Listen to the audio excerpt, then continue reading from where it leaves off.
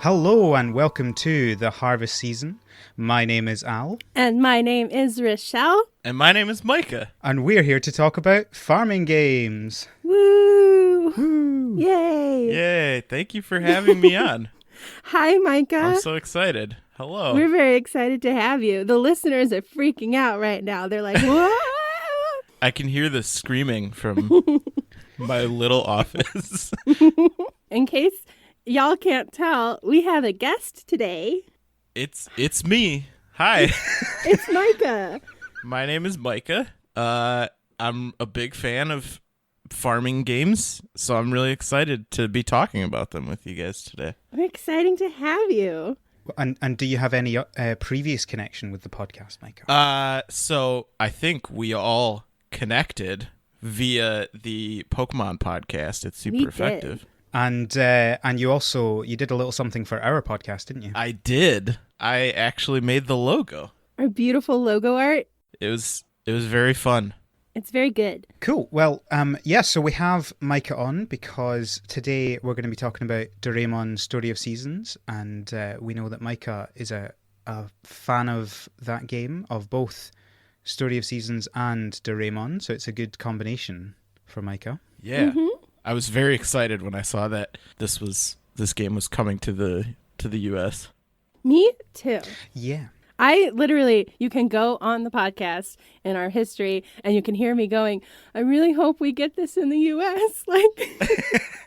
I feel like it was really a crapshoot because it wasn't like no one was really sure. I don't think that it's a very specific kind of niche thing that typically doesn't come to the US. And I was kind of shocked that we got it, but I was very happy that we did. Me too. Agreed. Well, so the podcast's going to take the usual format. We're going to talk about what we've been playing. We've got some news, and then we're going to talk about Doraemon Story of Seasons. So, who should we start with? Rochelle, what have you been playing? Oh gosh, I was just volunteered. So I've been playing some Doraemon Story of Seasons. I know that's Shocker. A real shocker. What else have I been playing? I mean, I've been playing my usual Zombies Run. I have not been playing Stardew Valley, because I've been playing Doraemon Story of Seasons. I've been playing Existential Dread over local politics. I've been being really excited about Pokemon. I have been playing Sun and Moon over again, but that's because I'm writing a fan fiction and I need to refresh my memory. So yeah, that's what I've been playing. What have you been playing?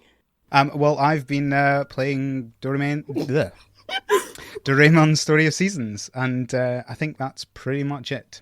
Yep, that's about it. Sorry, I didn't give you much time there, Micah. What have you been playing? You've been playing it a lot, huh? That was a sentence. I have not been playing it anywhere near as much as Rochelle. It's just that I don't have as much time to play games as she does. You know, you might be surprised. Have you been playing any Untitled Goose Game yet? No, because I've been playing Doraemon Studio Seasons. I told you. I needed to try and get through a year. This game. I still need to play that game. Oh, Micah, no. The problem is that here's the thing. I watch friends play games on the internet sometimes on a website called Twitch, and I have this thing. I like to refer to it as little brother syndrome, I guess, where I am a little brother and I grew up with a big brother who would play games and I would usually be stuck watching him play games. So there's something weird about, like, I enjoy watching Twitch because it kind of gives me that feeling of, like, being the little brother watching someone else play games. Micah! So I watched a lot of people play Untitled Goose Game, and I feel like I saw a lot of it. And I still want to play it myself, but I feel like I saw so much of it that I'm okay not playing it yet because I have too much else on my plate. But that game looks fantastic, and it apparently outsold Link's Awakening. Yeah, because it's a better game. I'm sorry. I am like I said, this is literally my favorite video game I've played in a couple of years, so I'm like very, very into it. But also, like, I 100% get that because I also do that. I really enjoy watching people play games. It's like very fulfilling. I would not call it a little brother syndrome because I am not a little brother and I am also the oldest child. But when I was growing up, there was like one other girl in my neighborhood and she was older than me, and I would always go over to her house and we would hang out in her basement and hang with her like really sweet, calm husky dog and play like Nintendo 64. So like I had that exact same experience and I just like, it's very fulfilling. That sounds the most wholesome. It was the most wholesome ever. It was wonderful. And then she gave me, and when she moved away for college, she gave me her copy of Ocarina of Time, and I still own it, and I never deleted her save file. That's adorable. You can never delete that save file. No. Anyway. So I have been playing Doraemon Story of Seasons. Surprise. You had to think about that, did you? I have also been playing a lot of Picross. I'm a very big Picross fan. Oh my gosh, me too. I have been on a journey to complete every Picross game that has been made by Jupiter, who's the developer of the original Picross games, Mario's Picross for the Game Boy, and pretty much everything that you can find on a Nintendo platform that's Picross. So I have, as of last night, I officially beat Mario's Picross on the 3DS Virtual Console. And I have completed all of the Picross games that are on the Switch. I think there's 5 total. And then one that isn't made by Jupiter called PictoQuest, which is very good. And I highly recommend. And I have completed all of the Picross E games on the 3DS platform. It's Picross E 1 through 8. And I think the only remaining Picross games that I haven't completed are Picross 3D and Picross 3D Round 2. And there are 2 Japanese games that I've been eyeing on eBay. Mario's Picross 2 for the Game Boy, and then Super Mario's Picross, I think, for the Super Famicom. So a lot of Picross. I've been playing a lot of Picross. And I have also been playing some Dragon Quest 11, which is a good JRPG, and I like it a lot. And I've been playing a lot of Pocket Camp too. That's kind of my that's the gist of it. That is fantastic. I very much love your taste in video games. Cool. Should we talk about some news? Everyone's favorite section. Because we learned, I'm still not over the fact that apparently people actually do just get their news about this from us. That still startles me. Hey, I'm okay with it because I put a lot of effort into rounding these things up. So if it helps someone, then that's good. So we have a couple of physical releases that have been announced. So Stranded Sails has announced a physical release on Switch and PS4 and Xbox One, coming to Europe on the 8th, which is in the past when you're listening to this. For us, it's tomorrow. And in America, it is on the 12th of November, which is also in the past when you're listening to this. That is right before Pokemon. What a horrible choice. But I guess that's fine. We're not going to talk about my Stranded Sails feelings. So, we can do that another time. We also have a Forager physical release coming out, or is out. It came out a couple of days ago, I think. Not much to say about that. If you've been thinking about buying either of those games and you wanted a physical release, they are now out, so you can go get them. I'm interested in both of them. I haven't played them, but I'm interested. I love Forager, and physical releases might be the key. That's usually the key for me. I know Al is a huge fan of Forager. I do. I very much enjoy Forager. I've not played it on the Switch very much, just because I'm waiting for the updates coming to the Switch before I get going on it. But I played it on my PC for quite a while before our Forager episode. Mm-hmm. If you haven't listened to our Forager episode, listeners, you can go listen to that now. It's a few episodes ago, and you can hear a rare episode of me talking about a game and Rochelle not being that interested. We will put that episode in the show notes because, to be fair, we don't exactly have go back and searchable titles. No, that's true. That's true. Is this a mistake? Probably. Are we going to fix it? No. So the other thing that has just been released is Farming Simulator 19 Platinum Edition. Wow. Now, this is different to Farming Simulator 20, which is coming out later this month for the Switch and mobile devices. This is basically the base Farming Simulator 19 from last year on PS4, Xbox, PC, and Mac, but with bundled DLC. As far as I can tell, it basically just has a whole bunch more vehicles that you can use in it. That's all I could really see for that. But if you're interested in Farming Simulator, you can go get that now. So this is like Farming Simulator Platinum, Farming Simulator Ultra. This is the third version of that year's Farming Simulator. This is a Pokemon reference. I'm sorry. Farming Simulator Ultra Platinum and Farming Simulator Ultra Diamond. I have never played the actual Farming Simulator games. Neither have I. I am waiting for, there's one coming to Switch, like Al just said, and I'm kind of waiting for that one because, I don't know, I feel like I should have played Farming Simulator, seeing how into farming games I am, but I haven't. It has somehow escaped me. As far as I know, the Simulator brand of games, the Simulator series, have a lot of DLC that's very expensive. Is that a fact? Does anyone know? That is a good question. I know that I think Train Simulator was like notoriously recognized on Steam as being like one of the most expensive games that you could buy everything for. I think it was somewhere in the thousands for like all of the additional content you could get. I don't know if the Farming Simulator games are the same way. I don't think so, because they're not doing like lots of little things. They're doing, I think they have I think they have 3 expansions for Farming Simulator 19. So it's not like you buy an individual tractor and then you buy a combine harvester or whatever. I think you buy them bundled, but I don't actually know. So I am on the DLC page of the Farming Simulator website, and for Farming Simulator 19 there is a free DLC. This one is $5. That's the Platinum Edition. This other one is $5. This one is free. This one is $10. This one is $5. This one is $3. This one is $5. This one is free. And that's for Farming Simulator 19. So that's a good chunk. That is... Yeah. It looks like you can get the base game plus the Platinum expansion, which is the Platinum Edition, which is what we're actually saying is just out for £30 here. I presume it will probably be about the same for...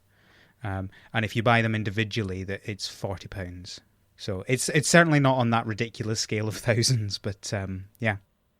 I guess my feeling has always just kind of been like, I respect the idea that there is a very realistic version of this, but I've never felt the drive to, I think my life sim and farming sim enjoyment comes from not the hyper realism. Yeah, I feel very similarly. So, yeah. But I'll give it a shot. The Switch version, Farming Simulator 20, comes out on the 3rd of December. Yeah, it's like real farming, like my family used to do. That's also part of the reason I think I haven't played it on like real farming. I know what real farming's like. I've pet cows before. Speaking of updates, Littlewood has another update, and that is an exotic pet update. So that is out now. Pets. Ooh, I'm sure that you have talked about this. Is Littlewood coming to the Switch? Micah, Littlewood is coming to the Switch. Soon? We do not at this point have a date, but I know for a fact it is coming to the Switch. When I last heard, it was in a few months, but that was a few months ago. Oh, no. So I suspect it'll probably be next year sometime. Okay. Which is fine. Yeah.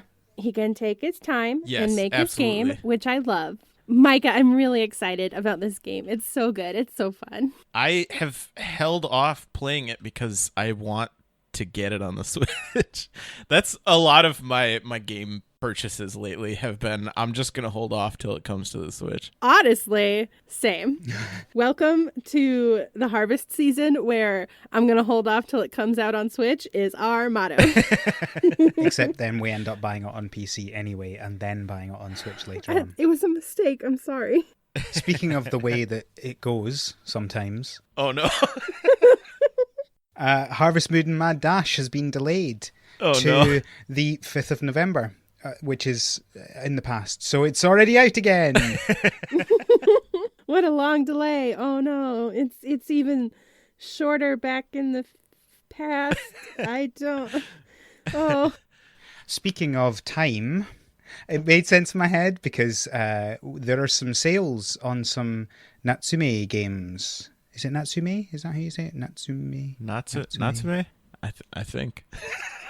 Natsume. Y'all know who we mean. The other company.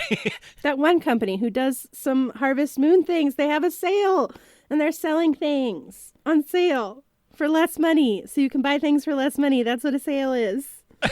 They're selling. Oh, I'm sorry, Al. You may continue. No, it's fine. I'm sorry. See, here's the thing. It's your turn to do the news this week because you introed the podcast this week. And I'm just really excited, though, because I found this news, and I never find news. This is literally the first time. You can go for it, because I was just going to cut it short, so you can go for it if you want to go for it. Okay, fine. Well, on PlayStation Plus double discount sales, I'm sure that made sense to somebody. You can buy a bunch of Harvest Moon games on sale right now, including A Wonderful Life Special Edition, which we talked about because A Wonderful Life was my very first farming game. And this is the one where you can marry Lumina, and you can also get Save the Homeland and Rune Factory Tides of Destiny and Real Fishing and Wild Guns Reloaded, and you don't need to buy Light of Hope. So the bundle with the season pass. No. I never thought I would see the word season pass next to a Harvest Moon game, but here we are. I hate it. I hate that game. I hate that game. It's real not good. I think the best thing about that is the logo just looks like they keep sticking things onto it. So you've got the Harvest Moon logo, and then you've got Light of Hope down the bottom, and then you've got Special Edition stuck on the side, and then you've got Bundle stuck on the other side, and then you've got Season Pass down the bottom.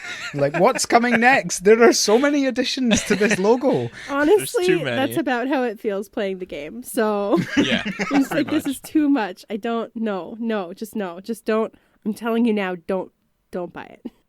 I'm saving you. I was very optimistic, and I had a this is a really dumb story. This is a really silly story about how silly I am. I got maybe a gift or something. I got an eShop gift card.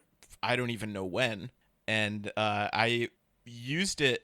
I was like, oh, I'll remember to use this for something. And I was using it as a bookmark in a strategy guide that I had. And then I forgot about it. And I was cleaning and I found it. And I was like, oh, cool. Free eShop money. And so I used it on the whole Light of Hope bundle. I think it was $50. That's maybe the most regretful Switch purchase I've ever made. I felt a little bit less terrible about it because it was money that I had forgot that I had, and it wasn't really actually real money, I guess. So I didn't feel as bad about it, but I definitely felt like I could have used that on something good. I'm sorry, man. I excitedly bought it in person in a GameStop once, physically, and I have the luxury of returning it. So so I didn't waste quite as much of my money, but still it was significantly more of my money that I wish I had spent. It's unfortunate. Yeah. My brain also is just really, it's just also very silly in that I'm fully aware that the Harvest Moon name is not really, it's just used as like a selling point at this point, but I can't help but feel like maybe it's not that bad every time something like this happens. So like I see Mad Dash in the eShop, and I'm like, $30. It's probably not going to be good, but maybe. It's Harvest Moon, so maybe. And I know that that's not the case, but I can't stop myself from doing it anyways. And I'm trying really hard just to not buy Mad Dash because I know that it's not going to be good, but I know. I can't help it. I mean, well, at least you know that Mad Dash isn't like a normal Harvest Moon game. So Right. you know you're getting something different. It's like out a of it. board game, right? So I've heard someone compare it to... You've played Overcooked, haven't you? Yeah, yep. Are you just saying that to rub it in my face? Well, look, it's an easy way to explain it. So someone who basically described it to me as overcooked, but for farming games. Okay. So like you're kind of very quick, fast-paced game with multiple players, or I think you could do it on your own, but you can do multiple players, and you take crops and you lay them on another crop, and it makes a bigger crop, and it's like a fast puzzle, move things around the board game. So it's not a farming game. It's a puzzle game with a farming game skin. Yeah, basically. I just wish that Harvest Moon would... I wish that... I don't know. I wish that they would just relinquish the name. I do too. Like, I mean, that's kind of that's very much how I feel. Like, you can make your own games, but like, don't rely on the social credit built up from another company making a game under that name to sell your own completely different games, is kind of how I feel. Yeah, I agree. And I think that I think probably a lot of people, I don't know, listeners, write in and tell me how you feel, but I think that would actually solve a lot of sort of like the bitterness towards it, where people are like, oh, I wanted this to be a Harvest Moon game and it wasn't, so I was disappointed, so I hate it extra. And it's like, if you just call it something else, then people won't be as disappointed or bitter when they realize it's not a Harvest Moon game. Right. And you won't have that problem. Like, anyway. Fully so. agree. And I feel like maybe they could function as, I still think they're not very good games, but I feel like maybe they could function a little bit more on their own if they didn't have that name attached to them. Yeah, I agree. Well, because there's less expectations that way, right? Right. Absolutely. Exactly. It would be better for everybody. I actually think Mad Dash is a positive move for them, because I think they're not trying to make it a Harvest Moon game, and I don't think they're trying to sell it as that either. And I think that actually doing, if you must use the name, doing it for something that is very visibly something very different, I think is the way to go. So I think that's generally a positive change. Whether the game's any fun or not is a different question. I don't know that I'll ever find out. Well, I'm sure I will buy it at some point. Maybe Rochelle will. I don't know. Maybe we'll talk about the podcast. We'll see. We'll find out one day. We'll wait for that eShop sale. Yeah. One of those weeks where we're like, oh, we don't have anything planned for the episode. Oh, well, I've been playing Mad Dash. Let's talk about that. When are they coming out with Harvest Moon Picross? Because that I would get into. See, I would lose it. See, there you go. That would be a perfect example. So, that's the news. Yay, news! Everyone's favorite section. So now we're going to have a chat about the topic for the week, the fortnight. We finally got here. We are going to talk about Doraemon Story of Seasons. Woo! Woo! What's that? Doraemon Story of Seasons is a video game released on the Nintendo Switch and PC. Oh, interesting. It is a Story of Seasons game, which I think, as we discussed, and by we, I mean I discussed a million episodes ago, Story of Seasons is the game series that was once called Harvest Moon, but now is called Story of Seasons. And this is like, sort of technically, I should say this is a spin-off game, because it's not, like, it's a crossover game with another piece of media. But then I played it and was like, no, this is just a Story of Seasons game. Because it's so thoroughly Story of Seasons. I mean, it is also a crossover with Doraemon, which I'm sure Micah can talk more about. But I was very surprised at how intensely Story of Seasons this game is. Yeah, the Doraemon elements seem to be drastically played down. Yeah. I think probably for the best, I guess. Well, especially in the West, I think. That's probably fair. I think, I mean, there's definitely a lot of Doraemon elements there, but I think on the whole, you could have no idea what Doraemon is, and it's still just like you said, it's just a Story of Seasons game. Yes, it's like a Story of Seasons game with a slight sprinkling of Doraemon. Yeah. All right. Well, I guess let's start off with the story, because we all love a good premise for a farming game. And unlike most farming games, this is a pretty unique... Okay, so your grandpa dies and... No, Rochelle, that's not how this one goes. Wait. Wrong game.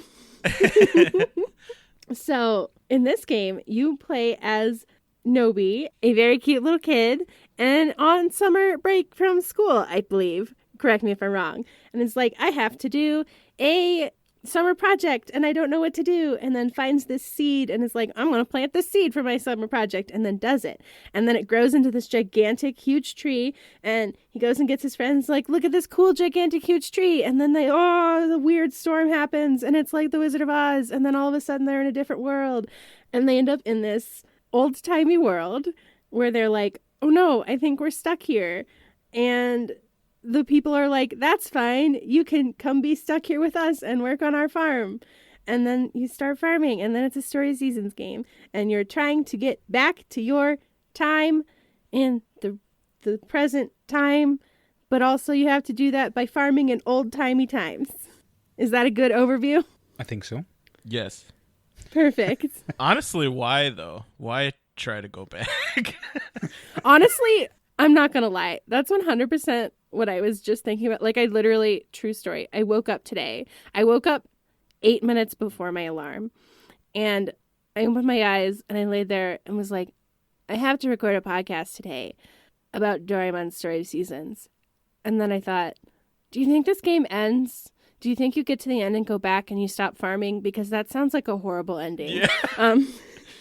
If I got whisked off to another world where I just spent all of my days on like a cozy farm with cute animals and my friends, and everything was very pleasant and low stress, and I don't think my first order of business would be to figure out how to get back.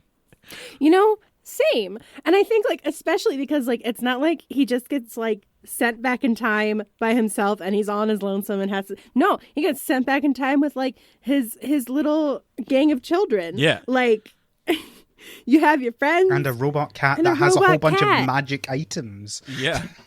Yeah. Like, I'm just saying, like, this is kind of, like, the ideal situation for me in my life right now, is for me and my friends to be magically transported to an alternate world with a robot cat with magical items, just to cozily farm and pet cows every day. Like, it sounds like the best. It sounds amazing. Don't take me back. Also, this is a time travel story. Was not expecting that. That's fine. I'm into it. I just was not expecting it to be time travel. So there's a lot of... I said before we started recording that I have a little bit of like prior knowledge of Doraemon. Mm-hmm. I've watched the anime. I have not read the manga, but there are a lot of time travel elements in Doraemon. So Doraemon is from the future, and he travels back in time to Nobi, because in the future, Nobi's great grandson, I think, tells him that Nobi had made a bunch of bad decisions in his life. Oh, no. And so he sends Doraemon back to help him to make better decisions. And so there's a lot of different instances. The anime is essentially a kids anime about teaching lessons. Mm-hmm. So it's a lot of like, one of the episodes is based on the premise is that Nobi gets some money. He gets like $10, and he tries to decide what to spend his money on. And it's either a model kit that he wants to build, or it's 10 cup of noodles, and he wants to eat all of them in one sitting. And of course, Nobi, being the boy that he is, buys the 10 cup of noodles and eats 2 of them, and can't finish the rest and regrets his decision. So he uses his desk, which Doraemon time travels with, to go back in time to right before he'd made the decision, convinces himself not to buy the noodles, and it creates this paradox where there's just a bunch of Nobi from the future that are all arguing over what to buy, and it results in him essentially. The end of it is that he winds up with a cup of noodle model kit, which is really silly. But the end result being like, don't if you try to make good decisions initially, and you won't end up with bad decisions that you can't reverse. So wait, the moral of the story is don't time travel. Yes. Don't time travel. Also, don't spend Very your money appropriate. on all cup of noodle. Don't. The story essentially was don't impulse buy. Like that's a good lesson though, because I often find myself standing in the grocery store on a Tuesday night thinking, do I want to buy 10 cup of noodles or do I want to buy this random object? What should I spend my money on? I got $10 from my grandpa. I guess I'm just gonna buy a bunch of noodles and try and eat them all in one sitting. Okay, I feel like the real issue is eating them all in one sitting, because like buying a bunch of noodles is actually a pretty good investment if you eat them like over a week. Like, oh, absolutely. You got to buy in bulk and you save. It's great. But Nobi, on the other hand, gonna try to eat them all in one shot. Okay, so this explains a lot about Nobi in this game. Yeah, he's just kind of a goofball. Like he doesn't make the best decisions. Mm-hmm. He's very impulsive. And Doraemon is historically kind of like his guardian cat, I guess, that tries to help him make better decisions and get him to improve his life through the decisions that he makes. And also, in that way, acting as kind of like the teacher of lessons for the children that watch the show.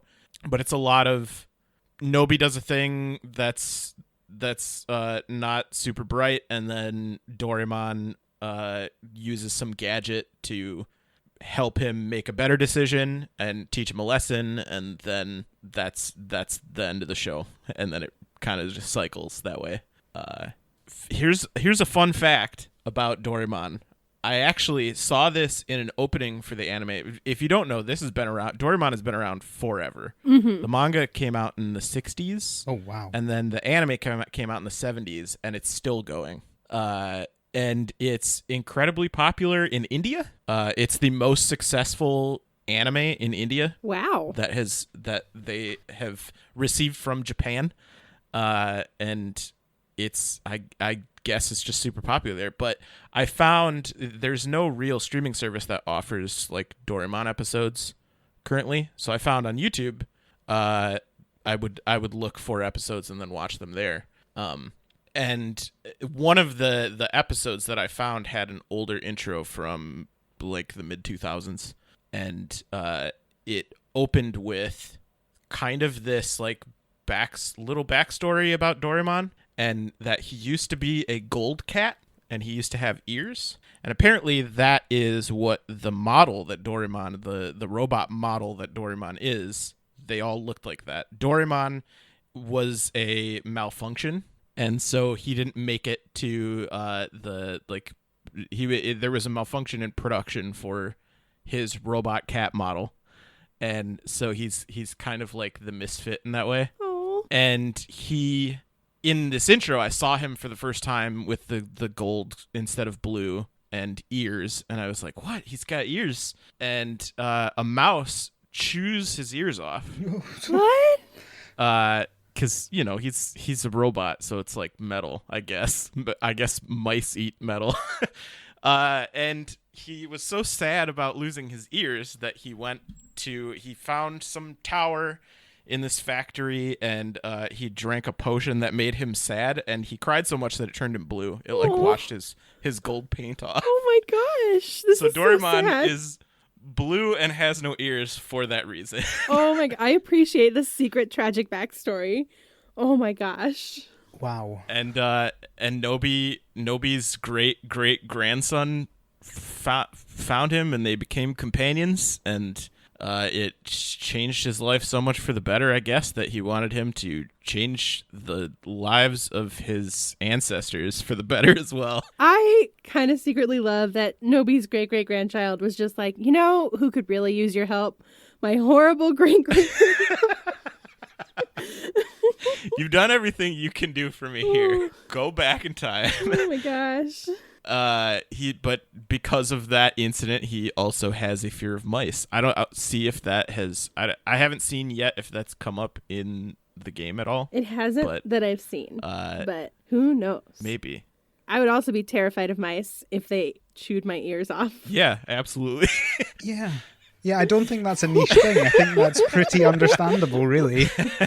Wow, that's real dark for a children's show. Yeah, a little bit. I saw that intro and I was like, that can't be like his true backstory. And I went and looked it up, and sure enough, it was. But he's a very wholesome cat otherwise. Robot cat. He just wants to help people. He's very happy generally all the time. He likes dorayaki. In the English dub, they call them yummy buns. Yummy buns. Oh. Because, it's right up there with jelly donuts. Yeah, you can't call them, anything outside of what people in America and other English-speaking countries would recognize. So of course, you have to make up something else for it. It's a lot. It's one of those weird anime situations where like it's made for kids and it's really adorable and wholesome 99.9% of the time, but there's that like 0.1% that's like kind of dark. Yeah, it's great. I think I've talked before. I don't know where. I honestly don't know where. I talk about this a lot with a lot of people about how like though I kind of like when there's the occasional dark thing in children's media, because the world is also dark and kids recognize that a lot more than people think. So like sometimes it's good. Like I felt that way very much like with the Lily Lucamine story in Pokemon, for example, where people are like, oh, this is too dark for a kid's game. I'm like, no, actually, no. There are kids living that life right now. So I think they can handle this. Like, yep. But I'm not going to go down that rabbit hole of an essay. We don't have 8 more hours for me to give my dissertation on that. So I recommend watching some of the, if you're into anime and you're into kind of like, I don't know, low stress, low effort kids anime. I was going to say, is it dubbed? Is it dubbed, or were you watching sub? So it was dubbed for, I think it was for Disney XD was the like channel that it was on. It was only dubbed for 2 seasons though. Right. Okay. And this was, I want to say this was maybe like 2012, 2013, maybe is when the 2 seasons got dubbed. It was kind of like at a reboot point where they kind of like did the retelling the first encounters and all that, kind of like what Pokemon does sometimes.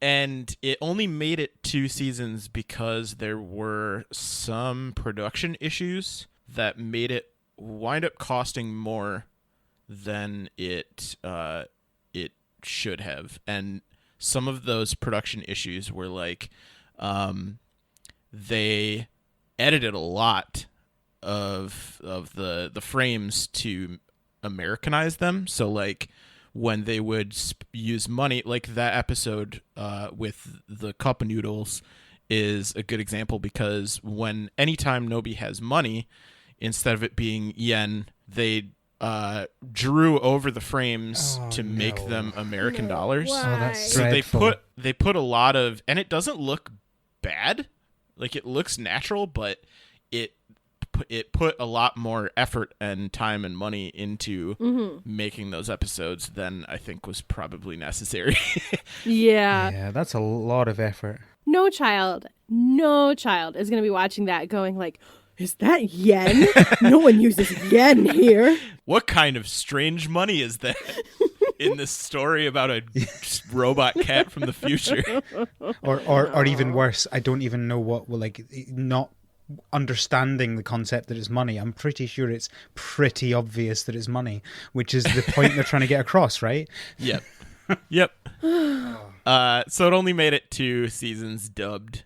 Some of the movies, there are a lot of Doraemon movies, but some of the movies might have been dubbed. I'm not 100% sure.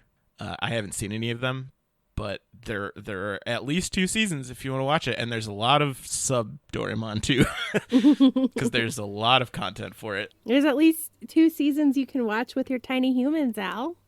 It's true. Yeah. There are a lot of really neat like moments too, I guess, for just like interactions between Nobi and Doraemon that kind of give them a lot of personality, and they're just, I don't know, kind of like heartwarming things. Yeah. It's definitely good. I like the Doraemon content, and I think it fits well for Story of Seasons, even though initially it seems like they're just really trying to force together a collaboration between 2 companies or 2 products that do well on their own. I do think that as far as the content and the tone of Doraemon goes, I think it fits well with Story of Seasons. Thank you for your Doraemon context corner with Micah. Absolutely. Because, like, no, all of a sudden, like, that makes so much more sense for this game, and that fits so well with, like, everything that happens in this game, and it makes so much sense. All of a sudden I understand why there's all this, like, okay, but Nobi, what if you did something better than what you just chose? And time travel makes sense now, and just like, oh, that's very sweet. I like it. Yeah, it's neat. I really want to watch some Doraemon now. It's good. You should. Everybody should watch Doraemon and play Picross. Agreed. So that's the premise to the game, I guess. So do we want to talk about the tutorial and the beginning of the game? Because we always have good thoughts about tutorials in this game. Oh, man. I can't believe that my life has become me being obsessed with tutorials in video games. Al, what are your tutorial thoughts? So, it's quite interesting the way this starts. So I'll give a quick summary of what happens. So after you've arrived in this world and you meet someone, I can't remember his name because I am dreadful with names, and you figure out that you... Harmon? Yes. You figure out that you're going to have to live in this world for a while, so you need to go and get jobs because the mayor is very particular about children not doing nothing. So you need to go out and get a job. And you have this really... I see what they've done with this section where basically what you're doing is you're running around the town trying to find a job at all of the shops. And it's quite clever because it kind of shows you there where all the shops are in a kind of unique way. But it's really mean as well because every shop you come to, you're talking to them and you're about to ask if you can have a job. And then one of your friends bursts in and then gets the job instead. And it's just the more... So you keep getting, losing this job to someone else who's not done, they just burst in and ask for the job after you've started, making a conversation. And I mean, you obviously know that you're not going to get all those jobs, right? Because you're sitting there going, right, okay, well, I'm obviously going to be working on a farm, right? This is a Story of Seasons game. But yeah, it felt a little bit mean to Nobi. I love the application process for these places. It's just you walk in and say, hey, I'm interested in that thing. And they're like, okay, I guess, come work here. Especially with the doctor's office. Like, it's like, oh, can I get a job in the doctor's office? Yeah, why not? I have some feelings about the doctor, but I'm sure we can talk about that later. So you go around all the shops and you find out where they all are, and then if you're like me, you forget. And then you go back to Harmon and you're like, oh no, I don't have a job. And then lo and behold, oh no, they have a spare farm. What a surprise. Just a whole spare farm. But it's not just a spare farm, but like their farm that they've been using, which they can only just do themselves, is like 8 squares. And the one that you've got is hundreds of squares. It is literally like 100 times bigger than the farm that they're actually using. And this system doesn't make any sense. Like, why are they not using? Anyway, not that's not important. Well, maybe they can survive off of selling 8 potatoes every 7 days or 14 days or whatever it is. Well, if you do yams, you get 8 every day for a while. There you go. So Harmon's got the secrets down. Maybe his crops are just so good that he uses only that needs fertilizer. to he only needs to grow 8 at a time. Mm-hmm. Fair enough. It's amazing how he manages to feed the entire town. That's a good point. So then you go to this farm, and Harmon teaches you how to farm. And I have to say, the tutorial's interesting. What I really like about it is that you can skip whatever parts you want. We've talked about how I like the fact that you can skip parts of it. However, if you are going through it, it is really unforgiving tutorial. You press any wrong button and you get like reset back to next to Harmon. He tells you what you did wrong and then you have to do it all again. And I just found that so time consuming. Like, you go up and even if you press the right button, but you're one square to the left and you just pressed it too quickly, you get reset back to Harmon. He tells you what you need to do. And then he does this really patronizing thing of, do you understand? Or do you need me to show you how to do it? And then if you say, no, I understand, then you can go and do it and try very hard not to miss the square again. Like, in general, the tutorial's okay, but I just found that bit so long. Yeah, it is pretty long, and there's also that the like, oh, do you need me to tell you how to do this thing again? And if you hit the wrong button, then it's like, okay, here's how to do that thing again. Because I'm notorious for like mashing the button through. Like, I get it. Can I play now? And I'll mash my way right into having them repeat everything they just told me all the time. I do that all the time. I knew how to play this game, but I did the tutorial anyway just to see what it said. And every single one, I said, yes, I would like to do this. And every single time I was like, this is too much. I should say no next time. And then I didn't. And I regret that. It is very long and it's very piece by piece. But if you mostly already know how to play a Story of Seasons game, I think you're safe to skip it. Like, there's nothing particularly important, or you're going to understand the story and the characters without the character, like the sort of like extra text of like, this is kind of like contributing to the character of this character you don't really know, if that makes sense.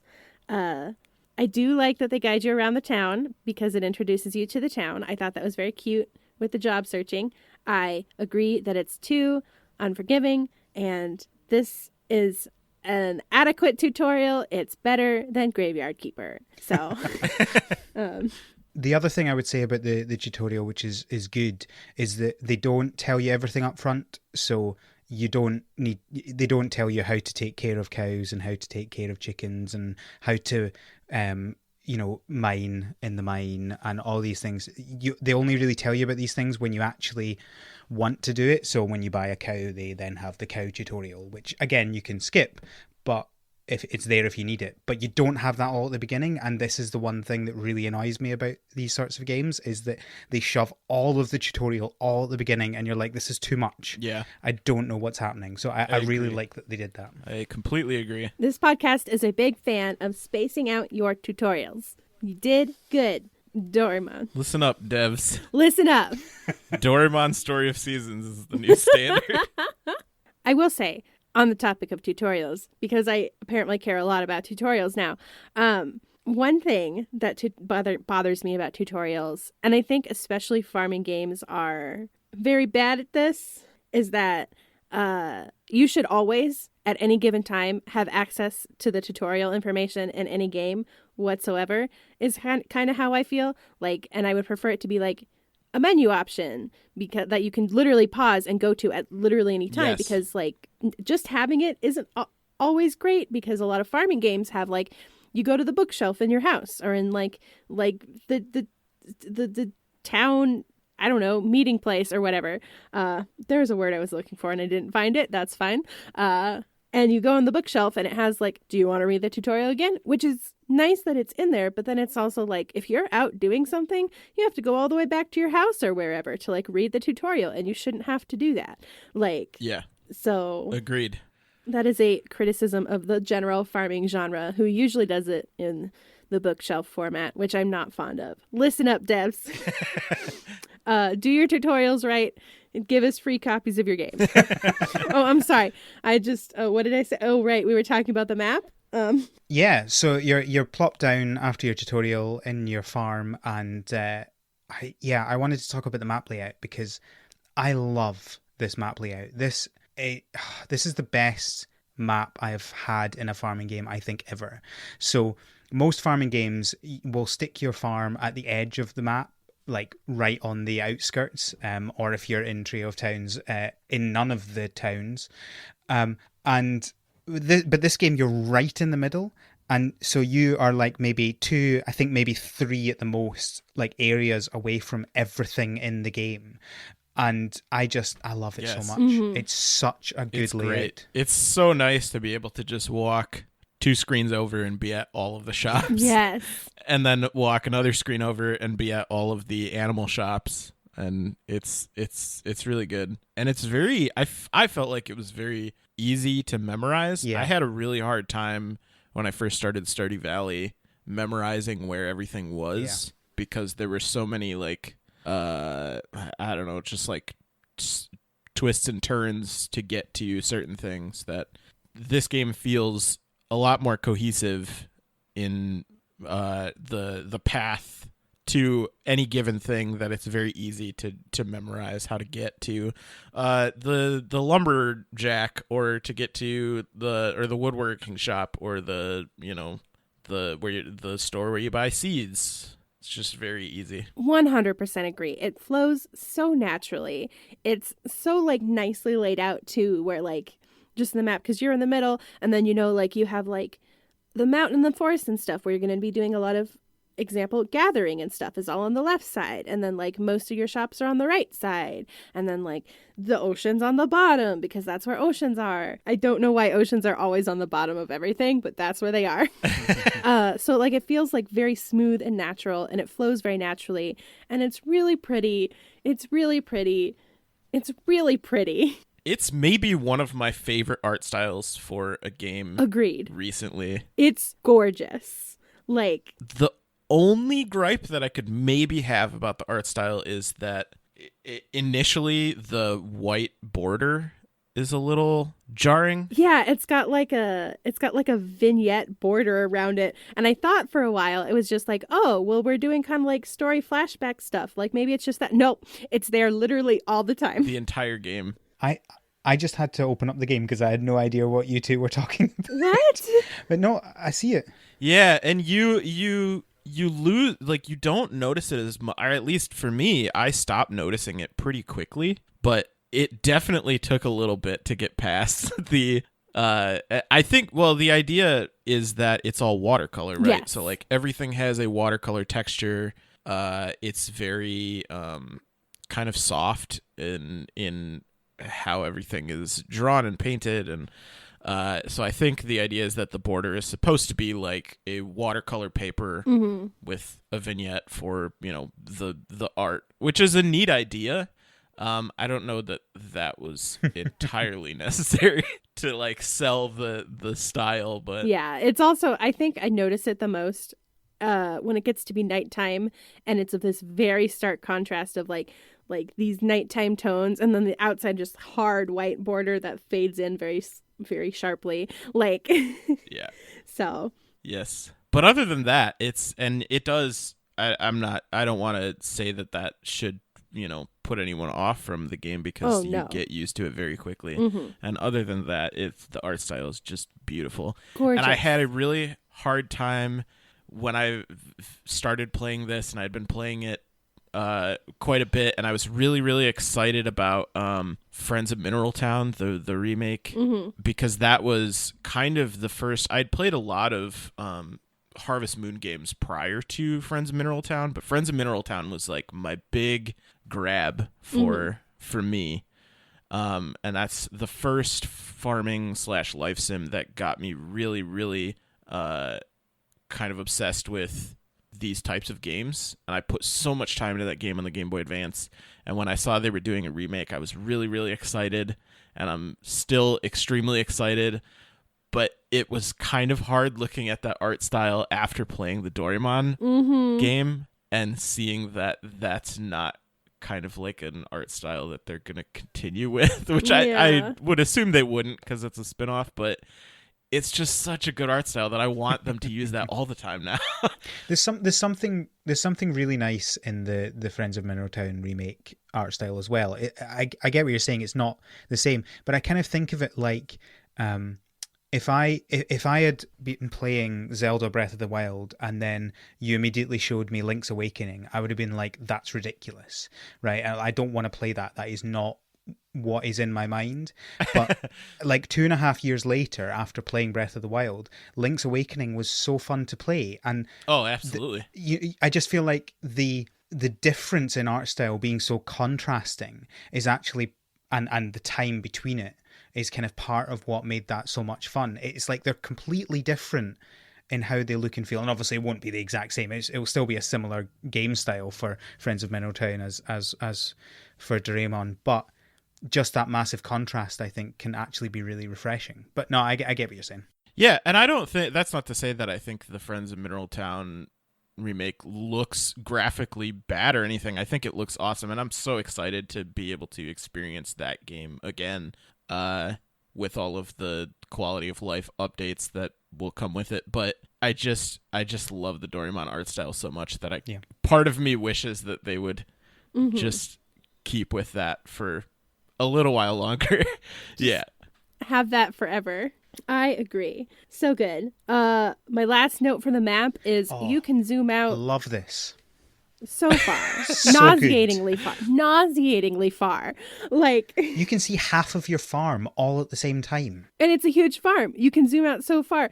It's It's too much. It's too much zooming out. No, I don't. Not too much. It's perfect. You can zoom out so far, like you can't even find yourself anymore. It's you don't need to zoom much. that much. I think it's great. I love it. But I use it all the time. Yeah, I don't play like that at that zoom level much, but like say I'm clearing my farm of weeds, I will absolutely do that because it saves so much time. I don't ever really zoom out. That's fine. And I don't know why, because I should, but I don't know. I just don't. I have actually, and I think part of the reason I bring it up is because this is something I've never really experienced or done before in a farming game, but like I actually like use it as a tool at this point because like I'll zoom out when I'm cleaning up my farm, for example, but also like because you can zoom out anywhere, not just on your farm, it's the whole map. But like I zoom out like when I'm trying to find somebody on a map and I know they're in one particular area and I just zoom all the way out and try and find where they are, and then I don't have to like be searching around that whole page of the map just to find them. I know where they are. Like I have never like actively used a zoom function before, and it's weird, but I like it. I should use it more. And that's maybe my goal, is to use it more. But I always forget that it's there, like the ability to zoom out. So I just, like last night, I was sitting down and playing, and I accidentally tapped the right stick, and I was like, oh yeah, I can zoom out. I feel that so much. That's exactly how I felt. And I think especially talking about like the progression of games, in Trio of Towns, I was always startled when I accidentally zoomed out because I kind of forget you can do it, because zooming in that is like, do you want to be close or far? There's exactly 2 options with nothing in between. And I sometimes accidentally hit, because I have a new Nintendo 3DS and it has the little camera control nub, and I'll accidentally hit it like just when I'm like switching hands for the DS or something, and like all of a sudden it'll be zoomed out and I'm like, oh gosh, what's happening?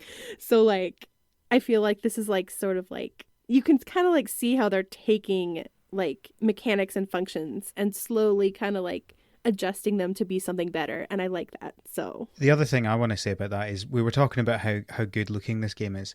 I think what I love is how they've built in places on the map purely to showcase that. Mm-hmm. Like, you know, this river that runs through, and you like, this has no real purpose other than just to be part of the world and just to look nice. Mm-hmm. And I spent like a good half an hour or something when I first playing it, just standing at that river, watching that water looks so good rushing by. I can't believe we didn't talk about the water. I feel like I'm obsessed with the water, and it's like, it looks so nice and it shows your reflection of yourself, and like, I would like that kind of water in every game I would play ever. It looks Thank great. you.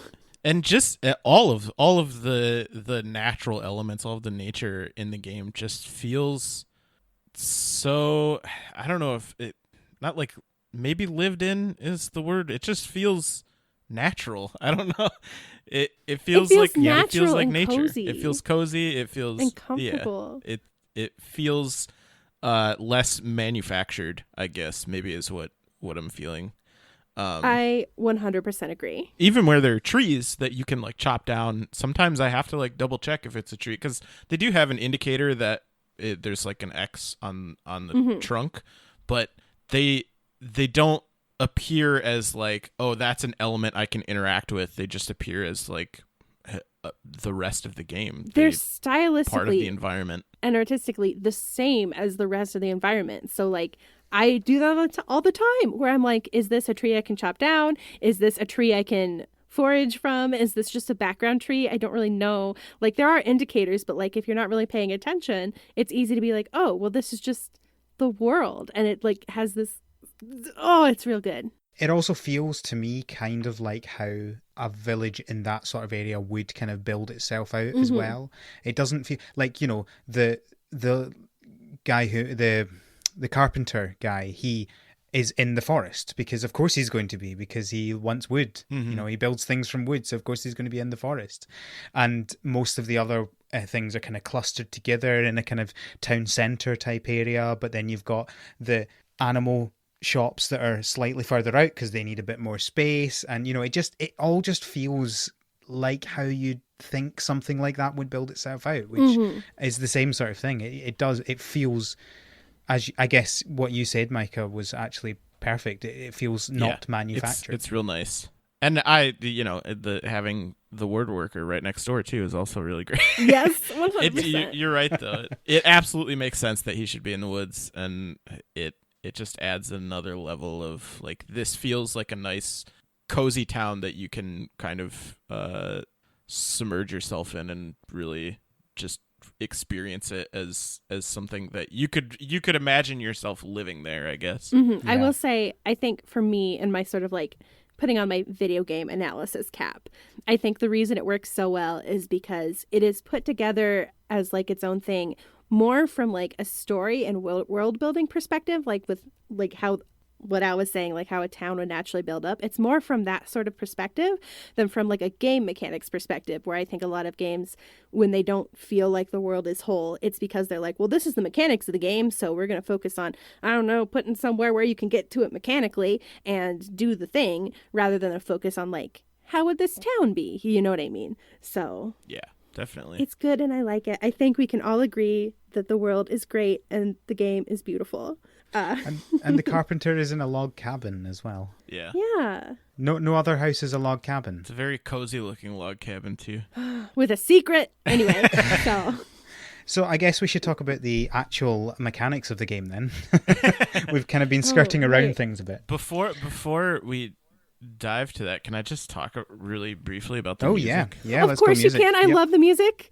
The music is so good. It's so good. It's so aesthetically pleasing Mm-hmm. for all of the different times of day and the different seasons and how the music changes and it kind of like flows together. It's just so good. And I've found there have been times where I've been playing, like last night I was talking about my experience sitting down and with a warm blanket and cider and candle lit, and it was very cozy. And the point that I'm at in the game right now is winter, and the winter music is probably, I think the autumn and winter music tracks are some of my favorites, and the nighttime winter music is so peaceful and calming.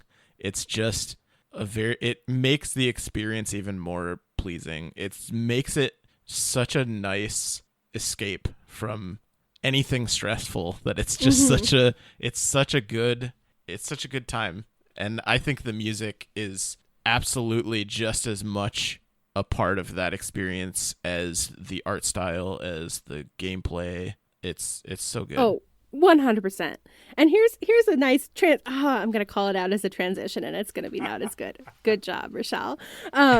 So like I 100% agree, and I will find myself just humming the music along to myself and playing like that, which, for some context, I'm a very aggressive podcast listener, so I actually usually am listening to podcasts or something while I play video games. I can't do that while I play this game because I'm just like, I just want to listen to the music. It's so good and I love it. It's very calming, it's relaxing, it's very sweet. And you know what it reminds me a lot of? It reminds me a lot of playing Animal Crossing. Yeah, I agree. Where this music, like, because they have this sort of like sense of just like this calm, natural, just flow of the day and flow of the seasons type of music. And that's not the only thing in this game that reminds me of Animal Crossing. I kind of made a transition to mechanics because like one thing that really, really strikes me in this is a lot of the foraging is so Animal Crossing, like right down to like the little catching a bug music that it does, and it like zooms in and you hold it up like exactly like an Animal Crossing. Oh. I'm gonna disagree. Al, you don't like Animal Crossing? That's No. fine. I love Animal Crossing. No. It's not to do with Animal Crossing. It's that bug transition. It's one of the few things that annoys me about this game, because it's like every single time you catch any bug, it zooms in on you, resets the zoom, right? If you had zoomed out, you're now zoomed in, and you hold up the bug, and it just, that really annoys me. I can fully understand that gripe, but I think, like Rochelle said, I think I'm very attuned to that already because of Animal Crossing. Mm-hmm. So it didn't bother me as much. Yeah, and like because I'm so into Animal Crossing, it ends up being like this, like it gives me this like warm, comfy feeling of like, oh, this is something warm that I love and enjoy and it's good. Like and like it's like that with the bug catching, it's like that with the foraging, like right down to just wandering around, picking things up, shaking exactly 3 fruits in the exact same configuration off of trees. You know what I mean? Like, so this gives me like a lot of the foraging in this gives me super, super Animal Crossing vibes, and I love that. So, I did notice that there are some sound effects that are very reminiscent of Animal Crossing. Yes. Almost like they sounded like they were ripped straight from Animal Crossing, which probably not, but they definitely sound like it. Like with the bug thing, like the little bug catching tune in particular, it is so reminiscent of Animal Crossing that I freaked out and I opened Animal Crossing and caught a couple bugs just to see if it was exactly the same. And it's not exactly the same. It's just so similar. Like it is 100%. Like if you put those into the next Animal Crossing game, it would sound like it was made for that game. But it also doesn't feel out of place within this game. Like it feels natural. It feels like a sound that should be there in this game. Right. So speaking of sounds, this is one thing that I griped about on Twitter. I think maybe Al saw me talking about this. I did. I mocked you for it, but I think I'm probably on your side now, having played a bit more of the game. So I watched. I am a fan of Giant Bomb and their content, and I watched a video of Dan and Abby and Alex from Giant Bomb covering Doraemon Story of Seasons, and they had a lot of very good things to say about it. They do these things called quick looks, where they just play a very short amount of time with a game, talk about it very briefly. It's like a really quick review and first impression review, I guess. And I was so excited that they were talking about this game that I watched the whole thing, and I was listening to everything they were saying, and there were some things that they had talked about that I felt the need to go on Twitter and reply them and tell them what they can do to improve the experience for themselves, not trying to like backseat game, like, well, actually, if you do this. They had said specifically one of the things was that every time you use a tool or every time you do an action, Nobi makes like grunting noise. Yeah. And it gets grating kind of fast. So I found that you can just go into the settings and turn the voice volume all the way down, and that solves it. Unfortunately, then you miss out on the voice volume for every character, but I personally have found that I'm not missing much because it's just kind of like grunts and noises, I guess. Yeah, so when I saw you tweet that, I was like, oh no, I love the little sounds they make during speaking and stuff like that, but I hadn't actually played a huge amount of the actual farming with the sound on by that point. And as soon as I started playing it with the sound on, I just could not stand Nobody's grunting. Every single thing you do, I immediately, like after about like 30 seconds of this, went into the settings and turned that all the way down. I actually turned the other sound effects down to like 2, just because I was just like, you know what, I just want the music. Mm-hmm. I'm so torn on this in particular because yes, I think we are all in agreement that Nobi's grunting sounds are so annoying. But then also, like, I actually realized playing this game exactly my preferences in character, like video game voice acting, where like I'm not necessarily a fan of voice acting everything 100%, and I'm fine with no voice acting whatsoever, but I realized that what I really enjoy is what they have in this game, which is just kind of like, I call it like flavor text voice acting, where it's not like reading whole lines. It's just like you start talking to a character and they'll say just a little thing. Like, it's really like, I don't know why, it just makes me happy, and I really enjoy like going to talk to Ravi and she's just like, cornband, what? And I'm just like, oh, good evening, adorable old lady. Like, I love you too. Like, and just like just like these little bits that add just like, it's not reading dialogue, it's just a little bit of flavor, a little bit of character for the characters, and I just really, really enjoy that, and I wish that I could have just that. Me and too. No Nobi noises. Yes. I agree. I also agree. If I could request any patch for the game to fix anything, it would be to either get rid of Nobi's grunts or give me a separate volume slider just for Nobi. Me too. 100%.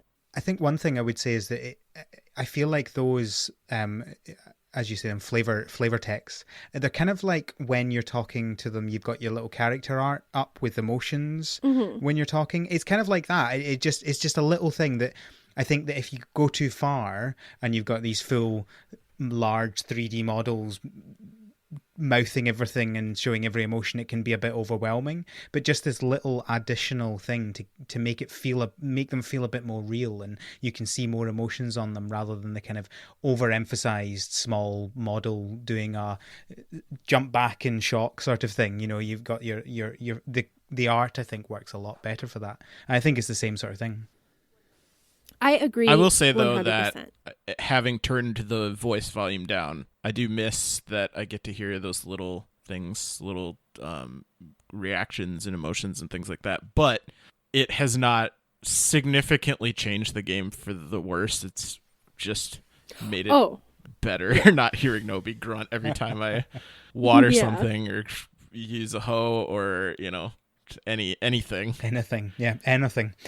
At least 100 times a day. So one particular mechanic I'm really into in this game is like your energy mechanic. And let me explain. So Nomi makes a sound every single time you do anything. And the reason that's grating is because you can do a very large number of things in a day. You start out with 100 energy points, and you can use, if you get to 0, you pass out and go to the clinic. But there's a really fun mechanic in this where you can just lay down and take a nap anytime, it's great. Anywhere. It's I want this in literally every farming game ever for the rest of forever. It is so good. But also what that means is that you can end up doing essentially like 175 energy points worth of activities every day. And that's 175 times you have to listen to Nobi. And that's why it becomes grating. But I love that. This little nap mechanic of just like, I'm kind of tired. I'm going to throw down my backpack and take a nap here in the woods. And, oh, it's so good. It just adds an extra layer of cozy to the game.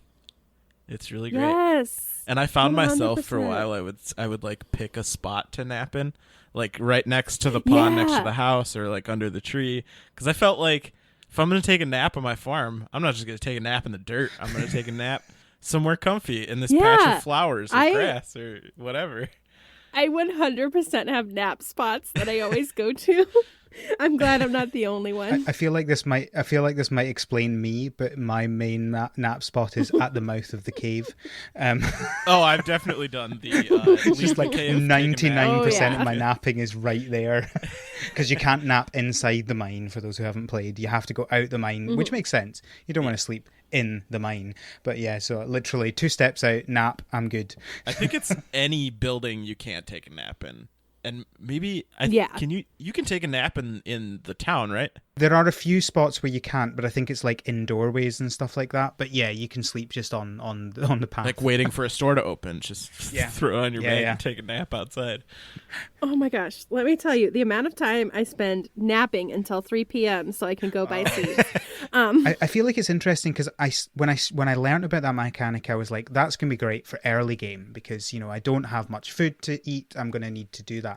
But I've actually, and I'm obviously nowhere near as far through as you two are, but I found that I've just not really bothered cooking, and and it's obviously less efficient, but the advantage is that I'm spending less money on food, or losing less money from not selling food that I grow.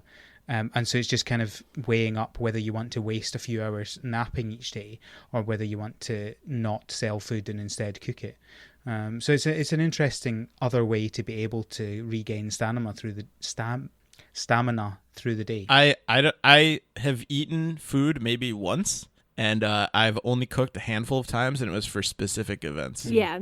And not to regain stamina because I just take a nap. Me too. I love it. I love it. The answer is you cannot sleep in any building except you can go into your house, and when you go to bed, you can choose to either sleep, or you can take a nap in your own bed. Yeah. I love that.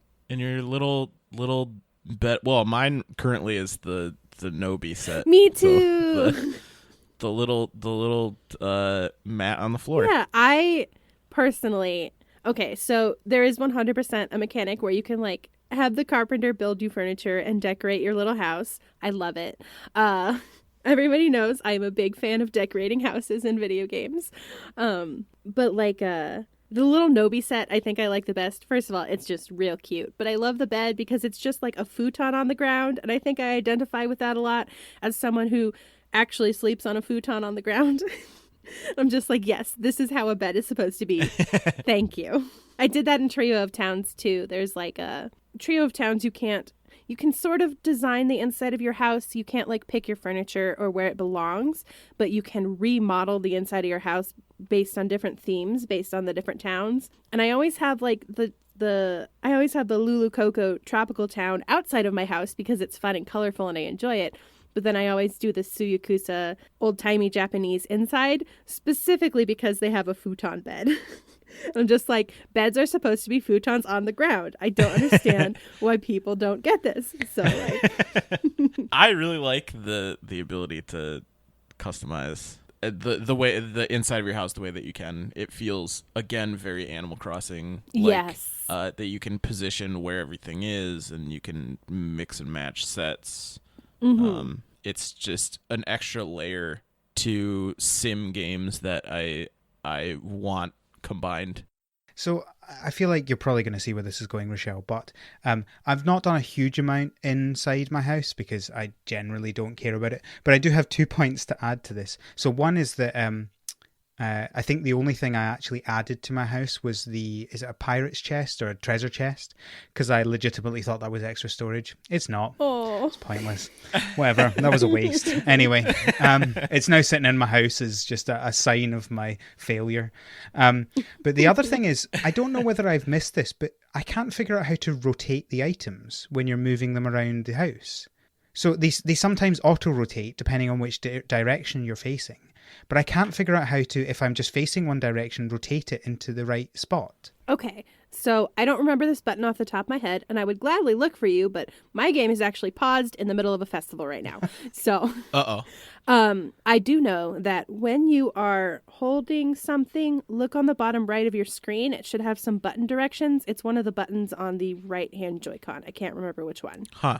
All right. That will rotate items for you. I didn't thought know I'd this either, because I would just stand in the right position that I needed to be to place the item, and I thought that one of the mechanics was that you could only place items a certain way, like so that they're facing a certain way. There's no button that's telling me to do that. No? It's literally just saying place furniture with A. I wonder if I imagined that. I wonder, I don't know, because surely there is, I don't want to leave the festival and look this up. Sorry, man, I'm not going to help you. That's fine. We can talk about it another time. But because it just means that my bed is on the other side of the house from where I actually want it. Because if I place it on the side I want it, the head of the bed is facing the door, and you can't action anything from the head of the bed. So I've got it on the other side, so I can walk in the door and immediately press A to sleep in the bed. And it's just a little bit. Oh, I see what you're saying. It's just a little bit annoying. It's not a massive thing, but it just feels like an oversight. Yeah. I felt that way too, and I just kind of dealt with it. But having the ability to actively rotate would have been nice if it's not there. Sorry, I'm looking it up. Live feedback. I would love to know this for sure, because I would love to like redecorate in there and place things in certain places that I can't now. Yeah, I'm sure it must be missing it somewhere, because, like, you know, the treasure chest, for example. Oh no, it was you've got the cupboard that you can place inside and access the same stuff as the box outside. That if I put it on one side of the house, it's always facing the wall. Right. Which is really odd. Can you use the D-pad to rotate? So the D-pad isn't rotating, but it's changing which direction I'm facing. No, that's not. Okay. So generally what I'm seeing is everyone else is complaining about this, which means that probably you can't. Yeah. So I was wrong. What was I thinking about? I think part of the reason I didn't really register that as a problem is because I do that in Animal Crossing, because in Animal Crossing you can go up to your furniture and rotate it, but I don't like to do that. So I am very well trained to basically position my character to place furniture in a way that I will not have to adjust furniture. So I didn't really think about that. So thank you for bringing that up. Yeah. It does just mean there are some positions that are impossible, because you have to be on the other side of the wall to place it at a particular point. I guess it's probably because if the cupboard could be placed 180 degrees from where it is, you wouldn't be able to see the face. But no, you can do that in the middle of the room. I don't know. I'm not going to understand why that is a thing. That is an adequate complaint. Thank you. Thank you for justifying my complaint. You're welcome. Yeah, I would love more. I don't know, more Animal Crossing ability with designing your house. But this is the most Animal Crossing farm sim I've ever played, and it needs to be more Animal Crossing. Do you guys just want Animal Crossing? Because I believe there's a new one coming out. Yeah. Yeah, Al, it is, but it's not coming out for like more than 100 days, and I'm just like, So, in the interesting order that we're going, that's doing stuff inside your house. So yeah, you can buy a whole bunch of things from the carpenter and put them in your house, and some people love that, and some people never do it. So, I want to do all of it. I want to get to a point where I can do all of it, but I'm just the resource acquisition is yes, not great. So it's taking me a lot longer to acquire everything than I would like it to, I guess. Speaking of which, because I don't care about putting things inside the house, I have not at this point upgraded my house past the first stage, the one that gives you the kitchen. Is there any reason other than just more floor space to upgrade the house past that first one that you guys know of? So I have the level 2 house is that... I'm trying to recall. Do you have to buy the kitchen separately, or does you get the kitchen in the first upgrade you get with the level 2? The kitchen. Okay, yeah. So I'm still at that. Oh, you're still the same one. Yes. Okay. So am I. And part of the reason is because it takes a lot of materials. Yeah. And really I don't does. have them. Yeah, based on its description, I'm suspecting that it is just more floor space. In which case, I'm not going to waste that time. I would assume so too, because it doesn't. I can't imagine what else you would be able to do in there. The storage system is not dependent on the house; it's just dependent on the box that you have. Yeah, and the storehouse. Yeah. So you can buy a storehouse or have a storehouse built that gives you more storage space, but that's completely separate from your house. So I'm wondering, I don't know for sure because, again, I do not have the second house upgrade. I am also at a level 2 house. But I'm wondering if this is a Story of Seasons remnant that's not necessarily relevant.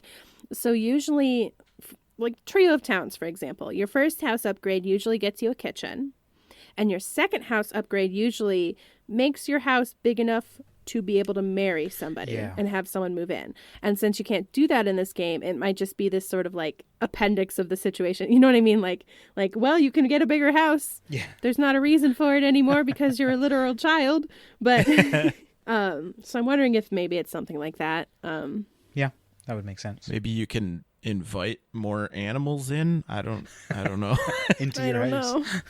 I do know one thing you have to do is you can upgrade your barn and your coop, which are for livestock and birds, respectively. You first have to... No, you don't have to build them. No. I'm thinking of something they else. come. I'm thinking of the horse stable. Yeah, they come with your farm, and then you can upgrade them to be larger, and then you can fit more chickens and cows and sheep. This is one of these things I'm going to compare to Trio of Towns because I love this. I love that you can upgrade an existing building rather than taking up some of your farm space with another building to get more. Because that was always something that really frustrated me with Trio of Towns is I can waste, I think it was 9 spaces for one of the large coops or barns. And that always felt like such a waste of space to me. Whereas these are off your farming land and it's one single one that you can upgrade larger and get more animals. I love that. That's great. I also like that these exist prior to. Yes. Yeah. Like you have one already. I'm not gonna lie. I didn't get any animals until like most of the basically until summer of the first year, 100% because it did not register with me. I'm like, well, I have to build a coop first, and it's like, oh no, wait, no, I don't. Yeah, I'm the exact same way. It was the exact same thing for me. I was like, I don't really want to like fix up the broken down coop or barn or whatever, or like build one yet because I don't think I have the money for it. And then maybe fall or at end of summer, I was like, oh, I don't have to. Surprise! I could just put things in there. It's so nice. I want that in every farming game ever for the rest of forever. Thank you. You do have to build a horse stable to get a horse, but then you get a free horse. You don't have to spend like 10,000 money on it like you do in Trio of Towns. You get a free horse. I'm so happy, and everybody thanks you for taking the horse. Like it's, I know. It's great. I love it. Free horse is very, great. very good. Your animals are very cute. I'm a big fan of the animals. Can I ask Yes. if either of you have had the first horse event yet? Like story event for the horse? I don't think so. No. Should I not I presume talk you're about not it? talking about when you get the horse. No. I don't think I've had anything after that.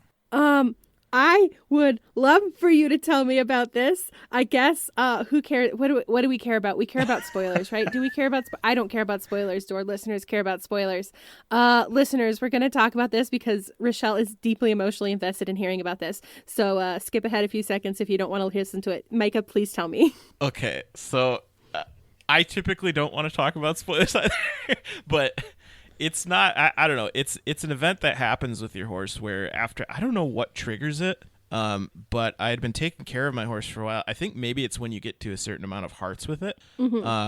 And I loved my horse. I was very excited about having a horse, and Becky was watching me play, and I was showing her, like, look at how cute my horse is. I named my horse Bill after the pony from Tolkien's Hobbit pony that they have. And there is an event that you get where they come to the little girl that works with the old couple. I can't remember her Rem? name. Rem comes to you and says, you walk into your horse stable to take care of your horse at the beginning of the day, and it triggers a scene where Rem comes running in frantically and says that the person who lost the horse has shown up and they're looking for their horse. No. And I immediately was heartbroken, and I was like, there is no way I'm letting this person take my horse from me. And it puts you through this whole event, and I think maybe it's like a day long. Oh my gosh. So I went in and got this scene, and we like cried together about it, and she took the horse and left, and I was very sad. And then the next day I got up and I was like, oh, maybe the horse has come back. And I went to the stable and there was no horse, and it triggered another scene where Rem came, and Nobi is kind of like, it was really sad because I walked into the stable looking for my horse, and the cutscene that it gives you is Nobi looking for the horse and going, oh, I forgot that he's not here. And I was like, oh my God, my heart. And so then eventually the horse comes back to you because it loves you so much. And the Rem and Ares and Taurus talk to the owner and tell them that the horse is gonna stay with Nobi. And I was it was such an emotional roller coaster. Oh my gosh, my heart. But there's all these little there's these little animal events that happen, and it made me more interested to see what the other events are, because there are other animals that you can interact with and grow a friendship with outside of like your cows and your sheep and your chickens. Yeah, there's like a whole category of quote unquote villagers that is like animals. Like there's a bear and a monkey and a squirrel and a cat and a cat and a cat and a cat and a cat. I'm heavily emotionally invested in this cat. The only one of these I've met is, I'm pretty sure there's a dog, but I feel like I left him for dead. I'm really confused as to what happened there. Okay. I was really stressed about that too. Me too. Because I guess spoiler for the dog storyline, listeners, but you might want to listen to this and appreciate it. So what happens is that you have your first cutscene where you're like, oh, there's a dog. I think it's hurt, but it just got trapped behind a landslide. We're going to have to go find one of Doraemon's gadgets to get it out. And then you have to go get the gadget. Like, you have to do whatever work it takes to get the gadget. So, like, I don't know about y'all, but, like, it took me, like, weeks to get the gadget. Yeah, it took me a long time, and I wound up Googling it because I was like, Me I don't too. know if I missed it. I don't know if I missed the opportunity for it because the dog's just behind this landslide for weeks. Yeah, and I think it doesn't help that they set it up like, oh, he's hurt and he really needs help. And then you have to, like, wait a few weeks. And I'm just like, no. I think this also comes to, I'm pretty sure I missed what Doraemon said at the end, which is what I meant to do to get the gadget. So I'll probably have to Google it just like you, Micah. I have no idea what I meant to do, and I just completely forgot about the dog until now. I don't think he tells you. That was the problem for me, at right. least. He doesn't tell you what you have to do to get the Like, gadget. there's no hint. Right. He just says you need the power glove or whatever it is. What he says is, if we had this one gadget, it would help. Yeah, and then you have to figure out what it is, and you have to figure out how to get the gadget. And I got the dog cutscene really early in the game, like when you're still kind of like figuring out what gadgets are, and you're just like, I don't know what to do. I'm gonna just spend a few weeks and then accidentally forget about it, and then get some gadgets, and then not even intentionally walk into that area of the map and trigger the cutscene because I guess I have the gadget now. I don't remember which one. I think it was the power glove because you're supposed to like dig out the landslide. Was the idea. Yeah. Yes, you are correct. And now I have a dog, and I named my dog Archie after a Zombies Run character, and I named my horse Simon after a Zombies Run character. But it makes me, all of these things, they do a really good job of, like, in the past, it's kind of been like, oh, I'll encounter an animal when I encounter, whatever it is. I'll encounter it when I encounter it. But they do a good job of setting up these kind of, like, emotional stories for these animals. Like, all of these things that make you invested in these animals, that it makes me want to pursue them further, like pursue the other animals sooner. I've seen the monkey and I've seen the squirrel, I haven't seen the cat. I haven't seen the bear. I don't remember what else there is, but I haven't gotten any further than just the initial introductory cutscene for the squirrel and the monkey. But even those were also kind of like emotional stories. Mm-hmm. I will just say that they're emotional story. All of them seem to be emotional stories in some regard that make you feel for the animals and want to take care of them. They very much treat the animals like their own characters as opposed to just some random animals in the world, and I love it. I do too. I mean, my chickens are called Chick 1 and Chick 2. My cow's called Cow 1 and my horse is called Horse. So I'm not really as invested as you, but I'm glad that is something that you both enjoy. You know, that is exactly what I expected from you, and that's fine. Hey, I respect and love Cow 1 and Cow 2 and Chicken 1 and Chicken 2.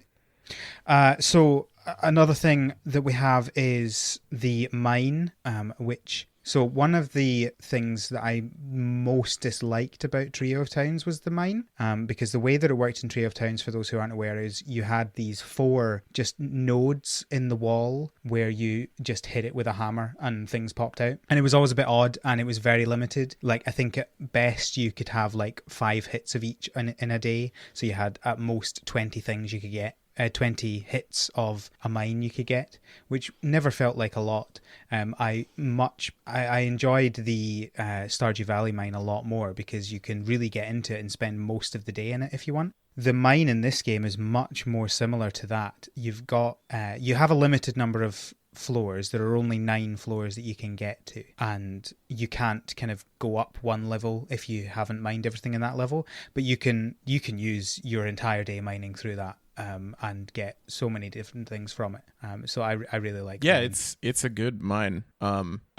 The most time that I spent in a mine prior to this game, or not the most time, but the most time recently that I spent in a mine prior to this game was Stardew Valley. Mm-hmm. So I got very accustomed to that system of like, oh, if I get down to this level, then I'll just come back tomorrow and keep working towards the next level, and it kind of saves that progress. So I kind of forgot that there isn't like a progression save in Story of Seasons games and Harvest Moon games. So it took me a little bit to get refamiliarized with like, oh, I can only get a certain amount of progress done in a day before it resets tomorrow, which kind of ramped up my anxiety about getting through as much as possible in one night or whatever it was. One thing to know about it is that it is the same for the whole day. So if you go in and you can save before you start mining, if you find the exit, if you just want to get down to lower levels, you can find the exit, reset, and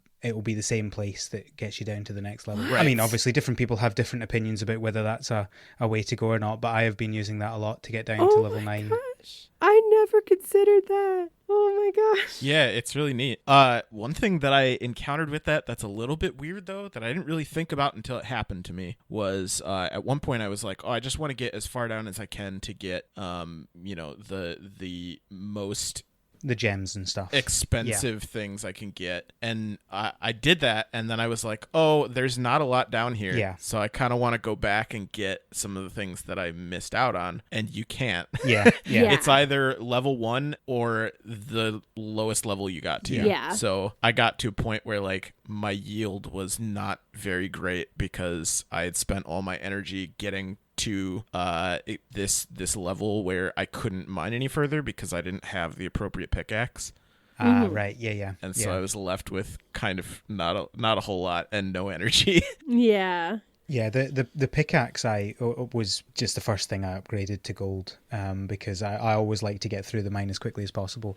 But yeah, once I'd got it upgraded to the point where you can get through the whole mine and down to the bottom, I found that going down to level 8 and then mining all of 8 and all of 9 gives you about 2 full stamina bars, and gets you quite a decent amount of gold and the gems as well. Right. One thing maybe we should touch on is that there's not, as you upgrade your items, it doesn't decrease how much stamina it takes to use them. It does in some cases. So I found that with the watering can, if you get it to gold, you can do nine slots at once, but that only costs 4 as opposed to 9 if you did them all individually.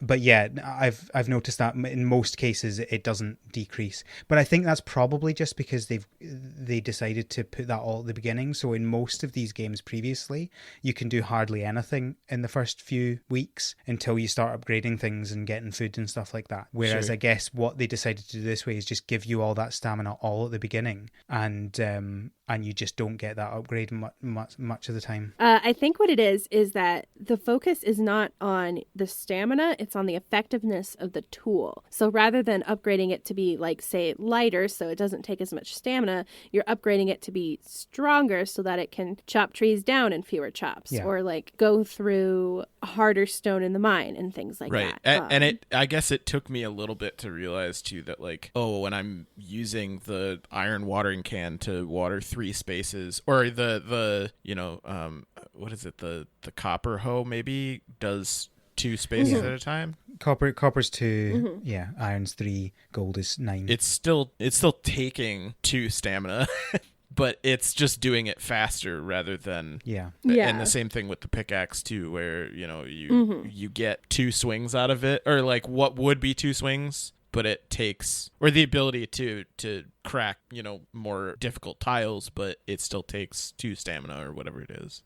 Yeah, I think it's the same with the pickaxe in the gold level. I think it takes 3 out, but you get 5 out of it. Okay. So if like the strongest ones take you 5 individual hits, but you can do it with just 3 stamina if you hold it down. I think. I can't be 100% sure on that one. I'll have to upgrade more. I haven't. I think the furthest I got on anything was iron, because I haven't been focusing as much on the. Once I got to that point, and it's nice to hear that, because I got to a point where I was like, it's just gonna make it a little bit faster to use it with, so I don't really need to upgrade it. And I focus more on actually getting money, so that I don't know if you knew this or not, but there are potions that you can buy from the doctor that increase your overall stamina.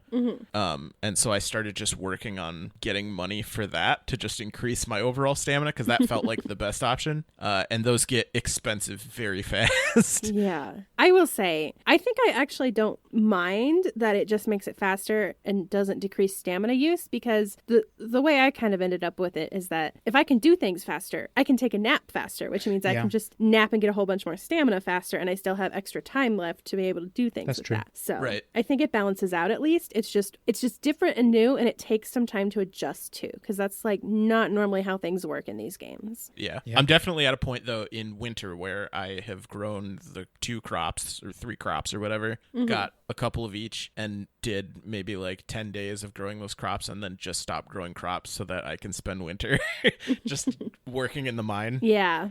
So that I can make money and improve everything. And so I think maybe that'll be the next thing. Hearing that it actually does decrease the amount of stamina it takes is good, because I was unaware of that. Yeah, it's not a huge amount, but I think it is a little bit. I'm not 100% sure on the numbers for the pickaxe, but yeah, I'm 100% sure on the gold watering can takes you 4 for 9 squares, which is really nice. Oh, that's great. Perfect. I'm still hoping that the next level above gold, which is very expensive to get because you have to have like 15 of 3 different types of gems for it. I'm hoping that does some stamina as well, because the description of the pickaxe hints that it might be easier to pick to do that, but we'll see how it goes. Okay. That's what I'm currently doing. That's definitely more exciting, because I felt like, looking at my farm, I think at the most I had maybe 9 plots of crops, or like 9 different 9x9 plots. Or not 9 by, sorry. 3 by 3. 9 crop plots. I had 9, 3 by 3. 9 3x3s. And I was absolutely overworking myself. No. And I was like, how is this going to get any easier if the stamina isn't taking a hit when I upgrade an item? So hearing that makes me a lot more optimistic about growing out my whole farm. No, I think I've currently got about 180 or so crops growing, and I can water them all without. What the heck? So. What the heck is this? That's amazing. What are you people doing? I'm just like, I grow 6 of everything every season. No, I just have 180 yams. That's all I have. So many yams. That's fine. I think also part of it is probably that like the farm is so big, so it's so tempting to do just like a ton and a ton and a ton of crops. Yeah. But I think part of what keeps me from doing that is kind of like, I mean, I haven't done a ton with this, but like you can also like buy decorative items for the outside of your farm as well as the inside of your house.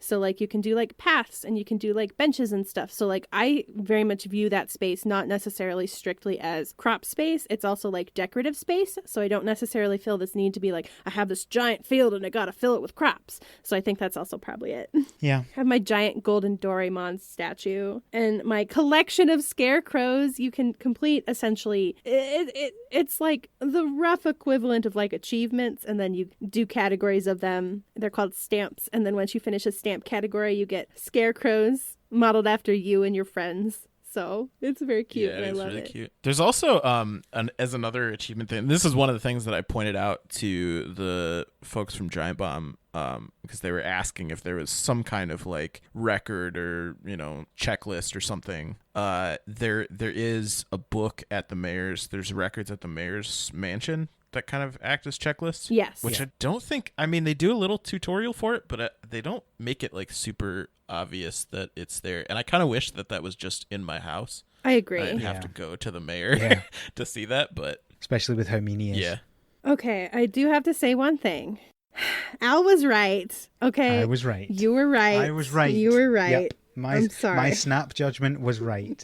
For those who aren't aware, when we got the first images of the mayor, I thought he was evil, and Rochelle judged me for judging him. You said he was evil because he was wearing a top hat. It's a really tall top hat. The thing right? is that you were right, but not for the right reasons. Anyway, we're not gonna dwell on me being right too much because that's a dangerous road to go down. So the other we could talk about this forever, but the other big thing that makes this game unique is the gadgets. So Doraemon obviously has a lot of gadgets because that's part of what I presume is in the show. Mm-hmm. So I guess they do different things, and we'll just talk about a couple of them, and then we'll wrap up, and I can go to bed.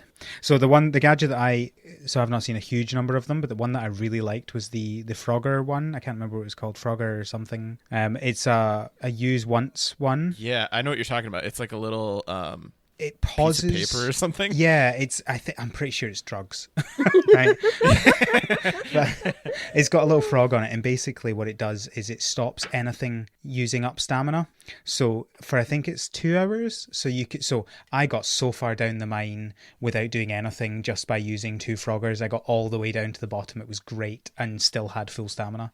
So I really like that. I want to find out how to get more of them because Doraemon comes and gives you 3 and you're like, no, I'm hooked now. Where are they? It is like drugs. Fatigue Frogger. What it's Yes, called. that's what it is.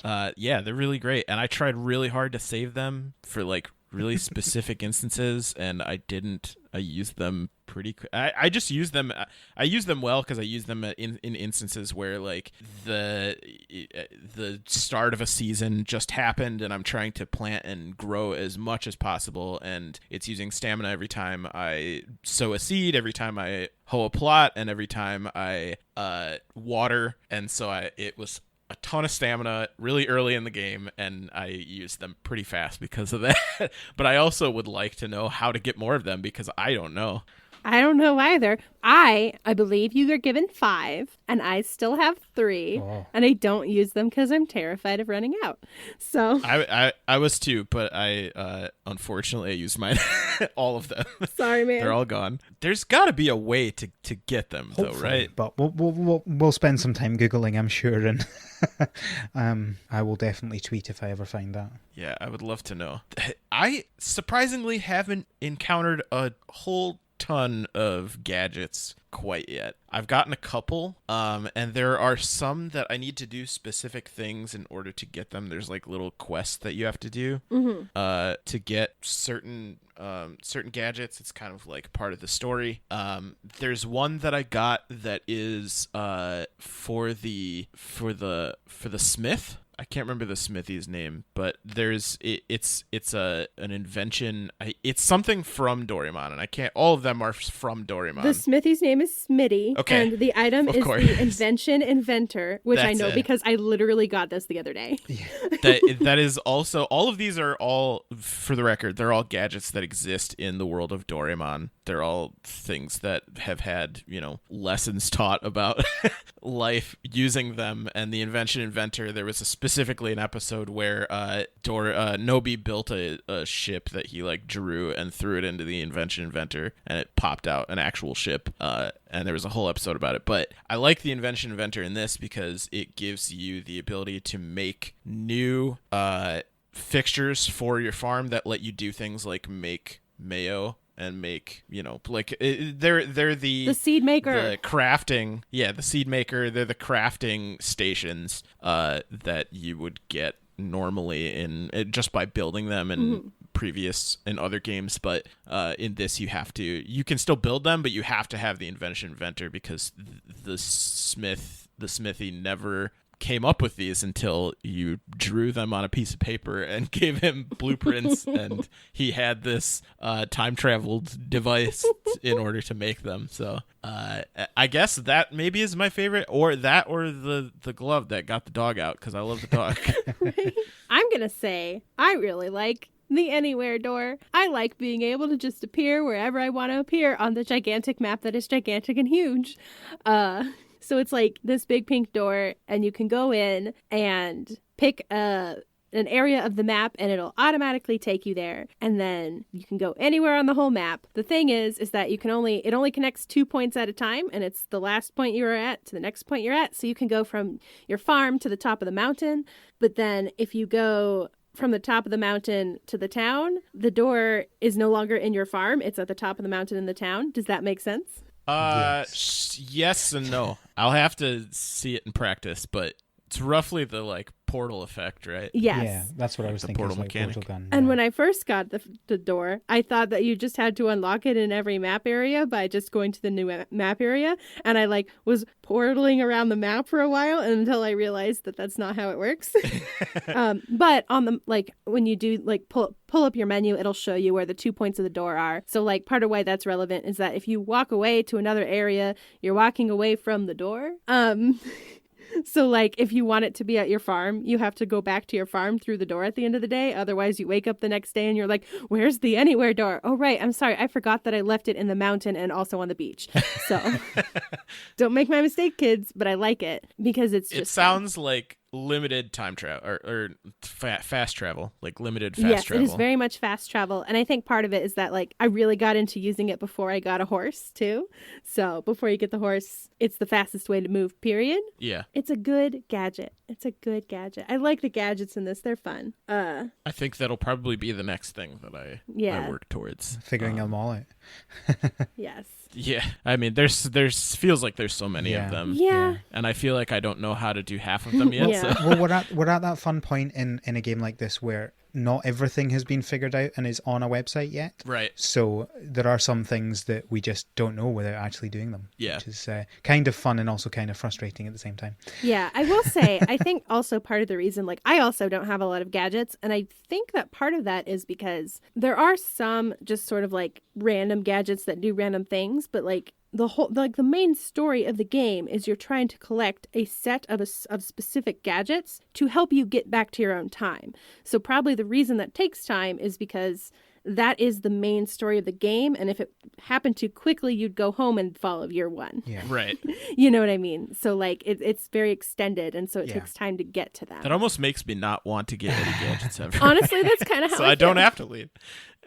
I don't want to go home. I know the end of the game. I spoiled it for myself, and I don't want to go home. I'll be very curious to see, because I haven't seen anything. I'll be very curious to see how how it plays out as far as continuing the game beyond the ending, if there is continuing the game beyond the ending. Yeah. So replayability. Do you get to go home, and then Nobi's like, I kind of really enjoyed that, and Doraemon's like, well, let's go back. Let's go back. I'm just like, you're right, Doraemon. I left the anywhere door, the other half, on the other Perfect. side. So, listeners, if you have played the game and you have a favorite gadget, you can let us know about that. You can tell us what you really wish we covered, like farming. I can't. Farming is pretty simple, right? If you've played a farming game before, it's the same sort of farming. You put the seeds in the ground, you water them, they grow, you pick them. It's all fun. Well, listeners, don't complain about farming because Al just explained it. So there you go. That's it. That's the whole. That's farming. There you go. I would say maybe the last thing that I would touch on that I saw was kind of like not controversial, but a lot of people were pretty upset about is that there's no marriage. And you talked about it a little bit when you're talking about the house upgrade, but there is no marriage. Okay, my final thoughts on this game. First of all, on this topic specifically, there is no marriage, and that is fine. I've said this before. You are a literal I agree. child. I believe Nobi is 10. You are canonically a literal child, and I will accept child labor, but not child marriage.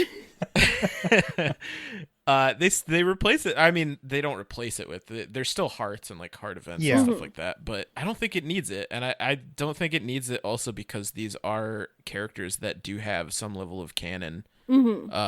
Like even if it were not marriage, but like, you know, a significant other or something, like still no. But I don't think it. I think that probably also was a factor in deciding not to do any kind of like marriage or anything, but yes, also they're children, so stop complaining about it. The thing is, you have everything the same as what you normally do for these relationships. It's just you can't get married. Like, that's it. You still have relationships with people, you still build up those relationships, you still have the heart events, you just can't marry them. Yeah. It's like the one small part of it. It's not like there is no relationships, which would be a very different story. Right. I agree. I just saw a lot of people that were not very upset, but there were a lot of people who were saying that they wish that was a thing. And I'm like, please don't. Yeah. They're kids. Don't do that. They're children. They're children. I agree. I think it's an important thing to know before you get into the game that it doesn't exist, but I feel like it shouldn't really stop people playing the game. Right. I agree. Oh, of course. Right. Out of 8. Score it out of 8. Micah first. I want to give it an 8. You are allowed you can to give it an 8 if you want to give it an 8. I guess maybe like a 7.75, just knocking off a 0.25 for Nobi's grunting sounds, and maybe also the white border initially, but then that goes away, so it doesn't get a full point. But very, very, very close to an 8. This is maybe one of my favorite farming simulator life sim games in recent memory.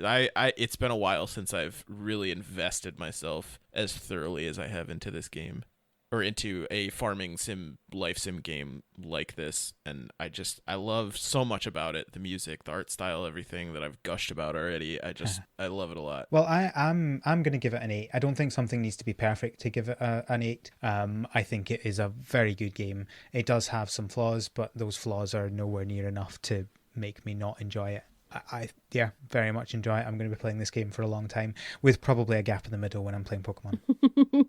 I'm sure that's the case for all. I'm so excited about it. I can't talk about Pokemon. I will not stop if I start talking about Pokemon. This is so hard. I'm so excited. I'm going to give this game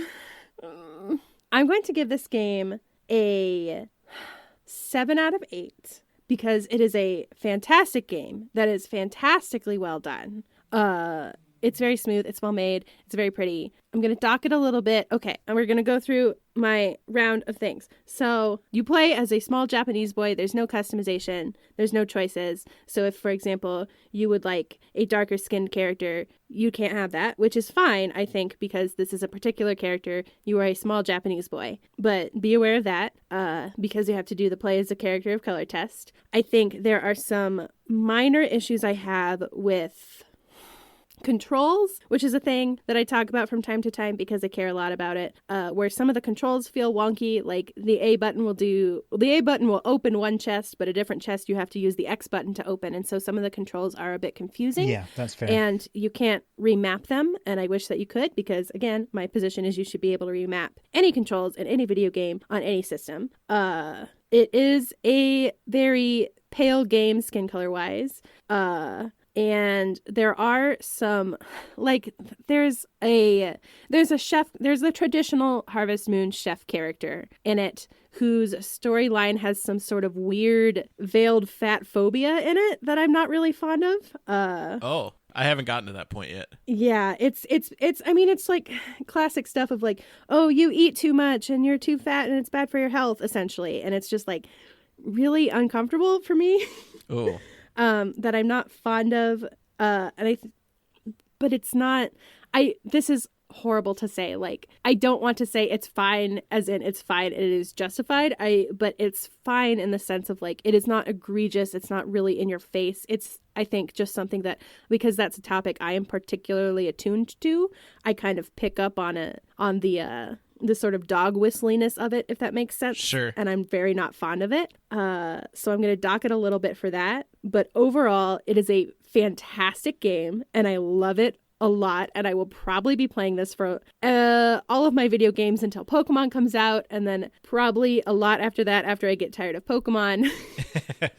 I'm really excited for Pokemon. I really love this game, though. This is a very, very good new installment in the Story of Seasons Harvest Moon canon, I think. And it gives me a lot of hope for more of these games going forward on the Switch, because this is our first big Story of Seasons on the Switch at all. And they made a very, very good leap from Trio of Towns going in between systems. Yeah, that's a really good point. Transitioning between systems is a hard thing to do, and they did it really well. They did fantastically well. This is a good game. I love it a lot. Everyone, please play it. And tweet at me all of your feelings, please. Play Doraemon Story of Seasons. Watch the Doraemon anime. Play Picross. Those are the takeaways, I guess. That is the motto of this podcast. So, if you have opinions or you have questions about this game, you can find us on Twitter at THSPod. That's where you can find the podcast. You can find me at the Scottbot. That's 1 T in Scott. You can find Rochelle at Miss Delaney. I don't even get to say my own this time. Or would you like to say it your own? Yeah. Rochelle, where can we find you? You can find me at Miss Delaney on Twitter with 2 L's, because if you do 1 L, it's a different human being. And I want to hear all of your thoughts about what your favorite animal is in this game. Please tell me. Thank you. I also want to know your favorite of the new Pokemon. Please tell me. Thank you. Micah, where can they find you? You can find me on Twitter at Micah the Brave. It's spelled Micah. A lot of people misspell it Micha. Micah. Just from hearing it. That's my experience at restaurants a lot. Micah the Brave on Twitter. And yeah, I also we're on hiatus right now, but I do a Monster Hunter podcast that I co-host called The Carve. You can go and listen to that if you're interested in Monster Hunter. And yeah, that's pretty much it. I'm just Twitter. I'm on Instagram too, but I don't really put anything on there. Yeah, I think I technically have an Instagram account, but couldn't tell you what it was. You can email the podcast at our website, harvestseason.club. But until next time, have a good harvest. Good harvest. Woo! Woo.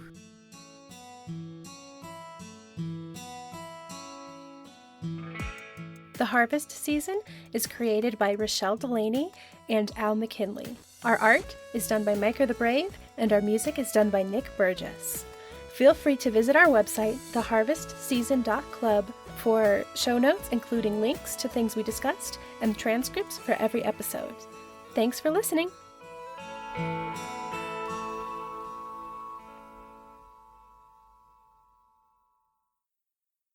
Did you know that you are also the first human being that I accidentally told I was doing a podcast with Al?